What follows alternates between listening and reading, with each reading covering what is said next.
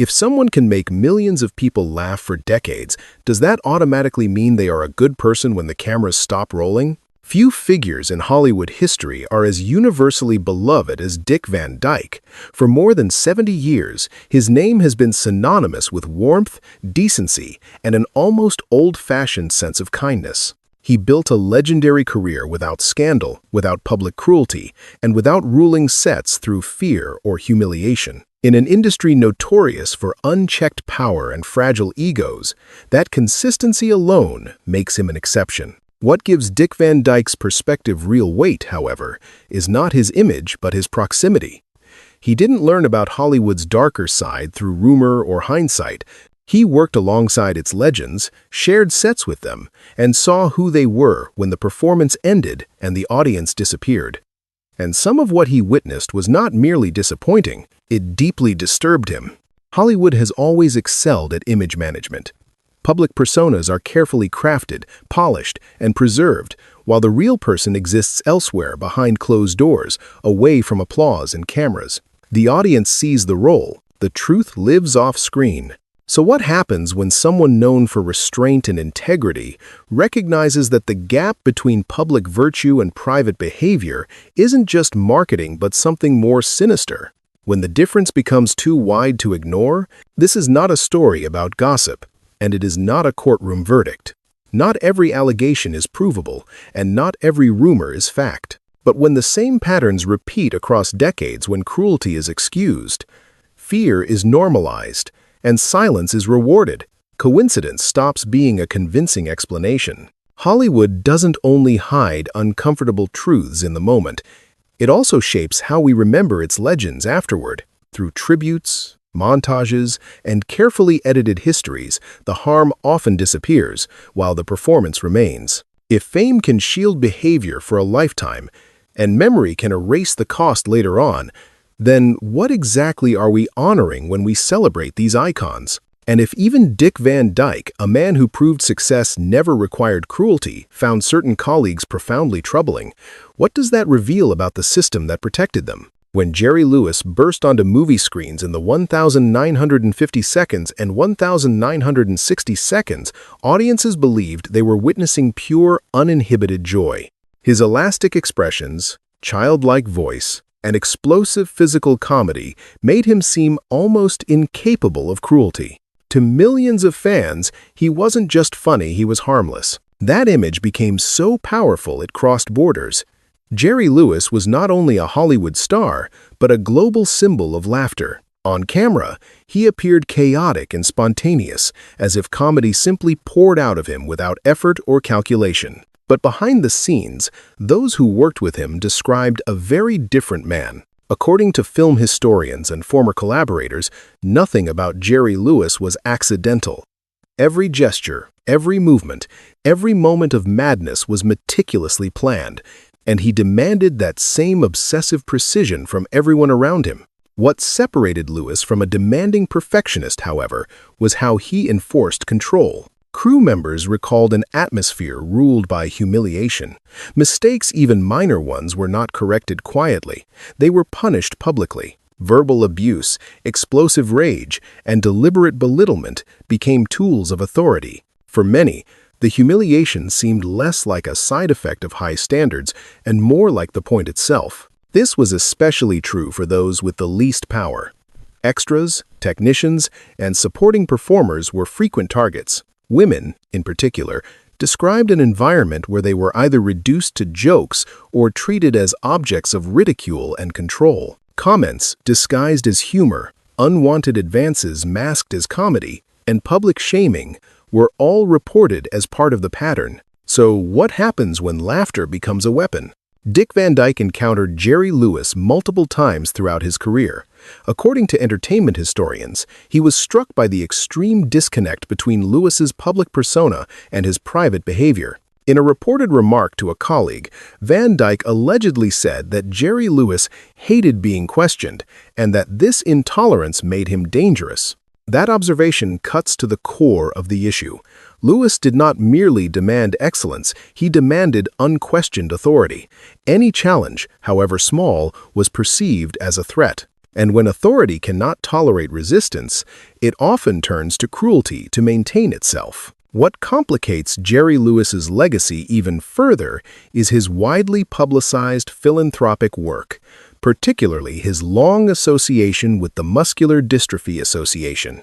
On television, he appeared tearful, compassionate, and deeply committed to helping vulnerable children. The contrast between that public compassion and the reported cruelty behind the camera disturbed many who knew both sides. How does a man who champions compassion on screen justify humiliation in private? The industry, meanwhile, largely looked away. Lewis was a proven commercial force, a brand unto himself. As long as the film succeeded and the image held, the behavior was tolerated, minimized, or excused as genius temperament. The harm done behind the scenes never made it into press releases or tributes. Jerry Lewis made the world laugh. But according to those who worked closest to him, he also left people broken, frightened, and diminished when the cameras stopped rolling. And if cruelty can hide so easily behind comedy, how many other smiles have we trusted without question? When Errol Flynn swung across movie screens in films like Captain Blood and The Adventures of Robin Hood, he became the embodiment of Hollywood heroism. Athletic, charming, and effortlessly confident, Flynn defined what a leading man was supposed to be in the 1,930 seconds and early 1,940 seconds. He didn't just play heroes, he looked like one in real life. His screen persona suggested danger, but safely contained. Flynn's characters lived outside the rules, yet always served a higher moral purpose. That balance was exactly what made him intoxicating to audiences. He was rebellious without being threatening, dangerous without being corrupt. But according to historians and contemporaries, the horror of Errol Flynn's real life was that this formula was inverted. Behind the polished charm and tailored suits, Flynn was repeatedly accused of behavior that crossed even Hollywood's permissive moral boundaries. Throughout his career, he faced multiple allegations of sexual assault, including 2 highly publicized statutory rape trials in 1943. Though acquitted in both cases, the verdicts did little to quiet the growing unease around his behavior. The phrase "in like Flynn" entered popular culture as a joke about luck and privilege, but to many who worked around him, it reflected something far darker, a man whose charm and fame provided insulation from consequences. Dick Van Dyke reportedly referred to Flynn as "poison in a tuxedo," a phrase that captured the danger of a persona that disarmed suspicion. According to entertainment historians, Flynn's appeal made him more dangerous, not less. People trusted him. Studios protected him. And that protection allowed predatory behavior to continue unchecked. What makes Flynn's case especially disturbing is how thoroughly his public image contradicted his private actions. On screen, he fought tyranny and defended the vulnerable. Off-screen, numerous women described encounters marked by intimidation, coercion, and fear. These accounts were not isolated whispers, but part of a broader pattern that many insiders acknowledged quietly and ignored publicly. Flynn's contradictions extended beyond personal conduct. Despite portraying soldiers battling fascism on screen, he was investigated by the FBI for alleged Nazi sympathies. Private correspondence revealed views on race and politics that clashed sharply with the freedom-fighting heroes he portrayed. So, what happens when heroism itself becomes a disguise? Hollywood, at the time, did not lack information. It lacked will. Flynn was enormously profitable, and as long as audiences remained captivated, studios chose silence over accountability. The system did not create Flynn's predatory tendencies, but it undeniably enabled them. By the time Flynn died at just 50 years old in 1959, years of alcoholism and drug abuse had ravaged his body. The swashbuckling icon had faded into a diminished shadow of himself, but while his image deteriorated, the damage left behind did not disappear. Hollywood largely ignored the rumors until it was too late. Careers had already been altered, lives had already been marked by fear, and the myth endured far longer than the truth. If charm can be weaponized so effectively, how many warnings are we willing to overlook simply because the smile feels familiar? For millions of Americans, Bing Crosby's voice was the sound of comfort. His relaxed delivery, warm baritone, and effortless charm made him feel familiar, almost familial. When he sang White Christmas, he didn't just perform a song. He evoked warmth, home, and the idea of a gentle, dependable father figure. That image was no accident. Crosby carefully cultivated a public persona that felt unthreatening and reassuring. On screen and on radio, he appeared easygoing, avuncular, and emotionally steady, the kind of man audiences trusted without hesitation. But after Crosby's death, a very different portrait emerged. According to the memoirs of his own sons, the private reality inside the Crosby household was defined not by warmth, but by fear. Gary Crosby, Bing's eldest son, described a childhood marked by physical beatings, emotional cruelty, and rigid, impossible standards. Punishment was not occasional, it was systematic. Gary and his brothers recalled being beaten with leather straps and metal-studded belts for perceived misbehavior. Crosby reportedly maintained a trophy room in the family home, a place where punishments were administered, after which the boys were expected to rejoin the household composed and silent, as if nothing had happened. So how does a man whose voice defined American tenderness become a source of terror in his own home? Dick Van Dyke was reportedly horrified when he learned about the realities of Crosby's family life. Like much of the public, he had believed the image. The revelation that the embodiment of holiday warmth was privately inflicting violence on his children represented, to Van Dyke, one of the most disturbing betrayals of Hollywood's illusions. Crosby's cruelty did not rely on explosive rage or public scenes. It was cold, controlled, and hidden behind impeccable manners. Those who worked with him professionally described a man with exacting standards who could be merciless toward colleagues not through shouting, but through quiet dismissal and icy authority. This contrast is what makes Crosby's case especially unsettling. His public image was not simply different from his private behavior, it actively concealed it. His voice projected kindness while his actions inflicted harm. The industry, once again, chose not to look too closely. Crosby was one of the most profitable entertainers of his era, dominating radio, film, and record sales. His reputation as a low-maintenance professional made him invaluable to studios. No one had an incentive to question the myth. It wasn't until 1983, 7 years after Crosby's death, that Gary Crosby's memoir, Going My Own Way, forced the public to confront what had been hidden. While some family members disputed details, multiple accounts corroborated the broader picture of a harsh, physically abusive father. So what happens when cruelty wears the mask of kindness? Bing Crosby sang about being home for Christmas while creating a home his own children described as emotionally barren and physically threatening. His case reminds us that evil does not always shout. Sometimes it hums softly, wrapped in nostalgia, protected by manners and memory. If the most trusted voice in America could hide such violence behind a smile, how many other comforting images have we accepted without question?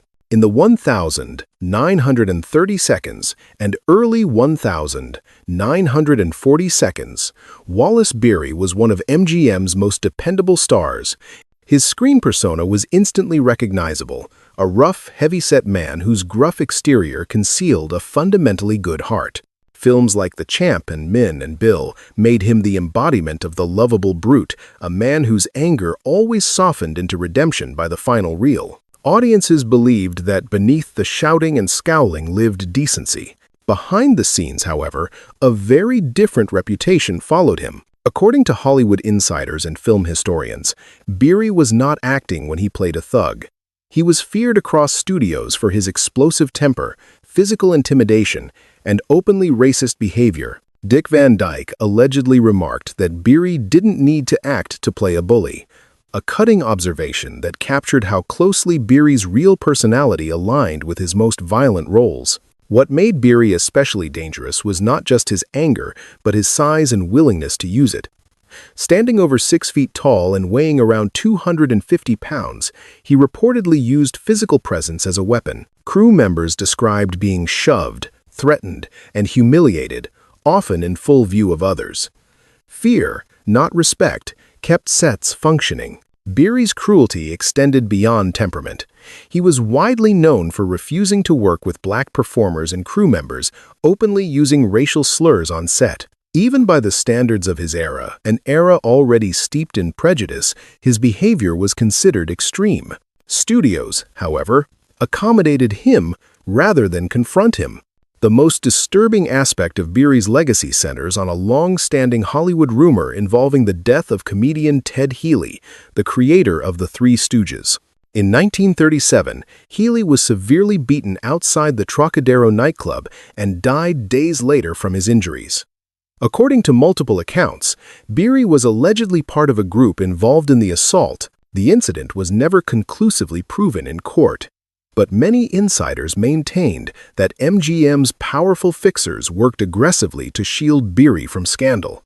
Whether every detail of the story is accurate or not, the persistence of the rumor reflects something undeniable. Beery's reputation for violence was so entrenched that such an allegation felt plausible to those who knew him. So what happens when violence isn't a rumor, but a known risk? Unlike other stars whose brilliance partially explained their tolerance, Beery was not considered an exceptional actor. He was reliable, familiar, and profitable, nothing more. His continued employment and high salary reflected studio loyalty and box office comfort, not irreplaceable talent. This is what makes Beery's case particularly revealing. Hollywood did not protect him because he was a genius. It protected him because he was useful. On screen, Beery played men who learned compassion. Off-screen, there was no comparable redemption arc. His cruelty was not a temporary failing or a personal struggle. It appeared to be a worldview, one that ranked people by power and saw intimidation as a right. The irony is impossible to ignore. A man celebrated for portraying hidden humanity left little evidence of it in real life. If even limited talent could justify unchecked brutality, what did that say about the system itself? Few actors in Hollywood history were as widely respected for their craft as Spencer Tracy. His performances felt effortless, grounded, and profoundly human. He embodied moral authority on screen, men of principle, conscience, and quiet strength. With 9 Academy Award nominations and 2 consecutive wins, Tracy was not just admired, he was revered. Off-screen, however, another story followed him. According to historians and contemporaries, Tracy's long battle with alcoholism revealed a side of him that sharply contradicted the values he portrayed. When sober, he could be charming, thoughtful, and intellectually generous. When drinking, his personality reportedly transformed, becoming volatile, verbally vicious, and at times physically threatening. Dick Van Dyke reportedly witnessed this darker side at industry gatherings. Those who encountered Tracy during his alcoholic episodes described a man capable of shocking cruelty, particularly toward women. Slapping, shoving, and grabbing were alleged to be part of a pattern that many in Hollywood quietly acknowledged and quietly excused. So what happens when the face of moral integrity becomes a source of fear? Tracy's violence was often explained away as illness. Alcoholism, at the time, was poorly understood, and sympathy frequently replaced accountability. But for those harmed by his behavior, the distinction offered little comfort. What troubled observers like Van Dyke was not simply that Tracy struggled with addiction, but that the industry used that struggle as a shield, a way to minimize or normalize the damage inflicted on others. This moral compromise became especially stark given Tracy's on-screen roles. In films like Inherit the Wind and Bad Day at Black Rock, he portrayed men who stood against injustice and confronted brutality with courage. The irony was painful. The same industry that celebrated these performances worked diligently to hide the violence occurring just out of frame. Studios protected Tracy relentlessly. His immense artistic value made him untouchable. Relationships were managed, incidents were buried, and silence was enforced, all to preserve an image that audiences trusted. His long-term relationship with Katharine Hepburn, while an open secret within Hollywood, was carefully concealed from the public to maintain his reputation as a family man, despite remaining legally married to his wife for over 4 decades. So, where does responsibility end and excuse begin? Tracy's case forces an uncomfortable question. If extraordinary talent grants immunity from moral scrutiny, then what price is paid and by whom? In Hollywood's calculation, the answer was clear. Artistic brilliance outweighed personal harm. The women who suffered were collateral damage in service of cinema's greatest performances. This unspoken agreement disturbed Van Dyke deeply. He had achieved comparable success without leaving a trail of injured people behind him. For him, Tracy's protection symbolized something rotten at the heart of the industry, a system willing to sacrifice human dignity on the altar of genius. Spencer Tracy remains one of the finest actors ever to grace the screen. That truth coexists with a darker one. His brilliance did not prevent him from causing harm, nor did it justify the silence that followed. If we celebrate moral courage on screen while excusing its absence off-screen, what exactly are we applauding? For generations of moviegoers, Kirk Douglas represented intensity, courage, and moral complexity. His performances in films like Spartacus, Paths of Glory, and Champion defined a particular kind of masculine authority, physical, intellectual, and unyielding. On-screen, he often portrayed men who challenged corrupt power and stood up for the vulnerable. Off-screen, a very different reputation followed him.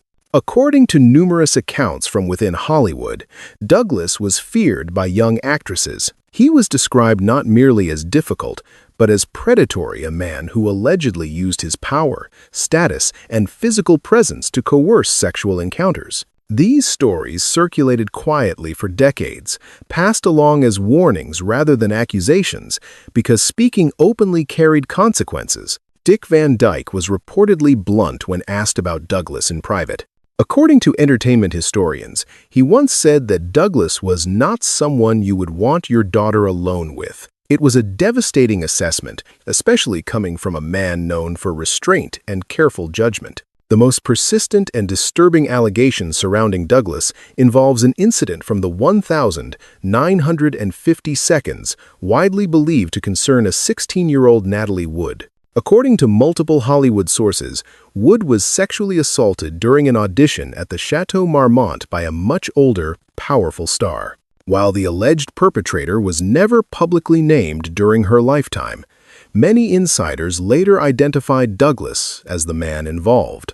These allegations did not exist in isolation. Women who worked with Douglas described a pattern intimidation, coercion, and an understanding that refusal could cost careers. In an era where studios controlled contracts, publicity, and access to work, the imbalance of power left little room for resistance. So what happens when silence becomes the price of survival? Douglas's public image made these stories even harder to confront.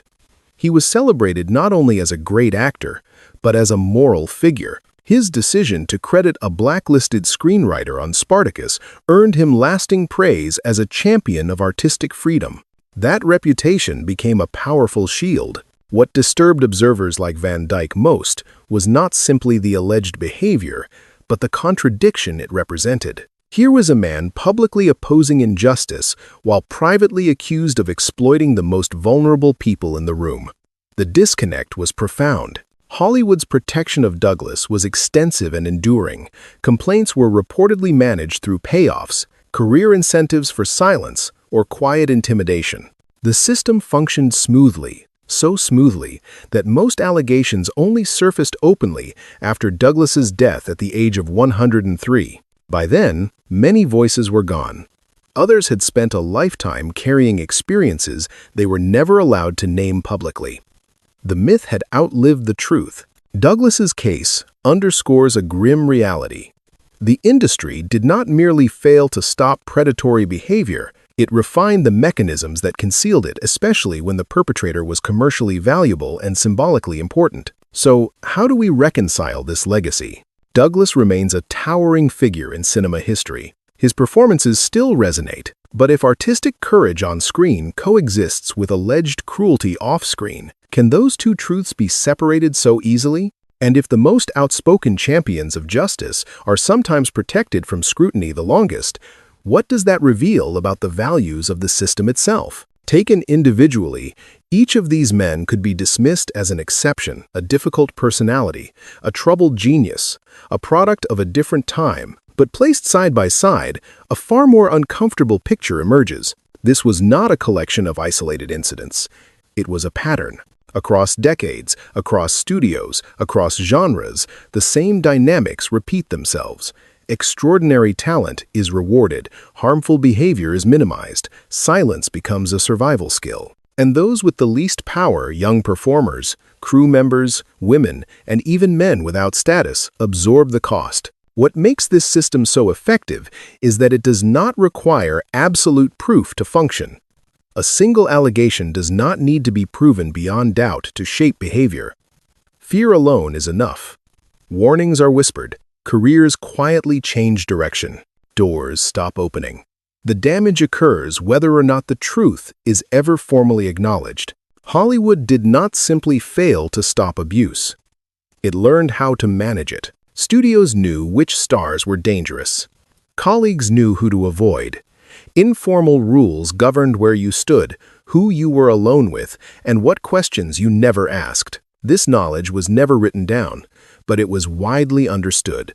The system functioned precisely because it remained unofficial. And over time, memory itself became part of the machinery. Tributes, montages, and retrospective celebrations rarely include the harm left behind. What survives is the performance carefully edited, emotionally resonant, and safely disconnected from the people who were hurt to make it possible.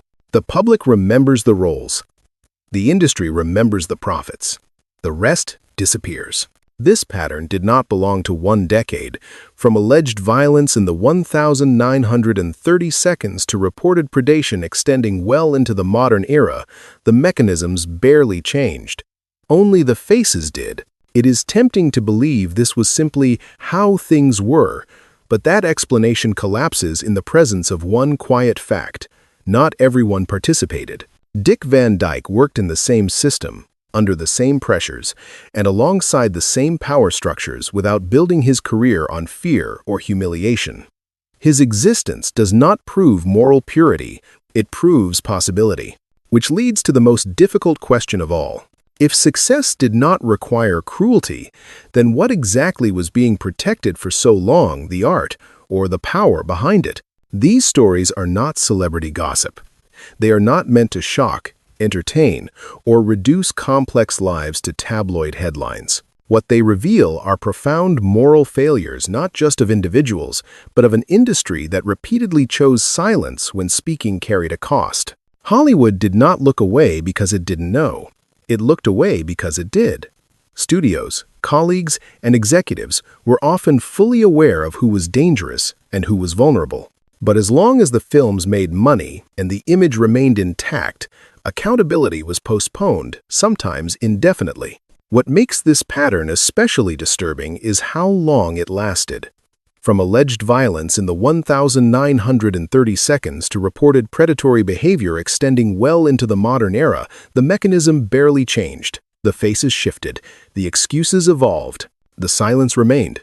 Only decades later did that silence begin to crack. Movements like Me Too did not create these stories, they created space for them to be spoken. By then, many of the people who carried the harm were gone, and many of those protected by the system had already been immortalized. This is where Dick Van Dyke's quiet presence matters most.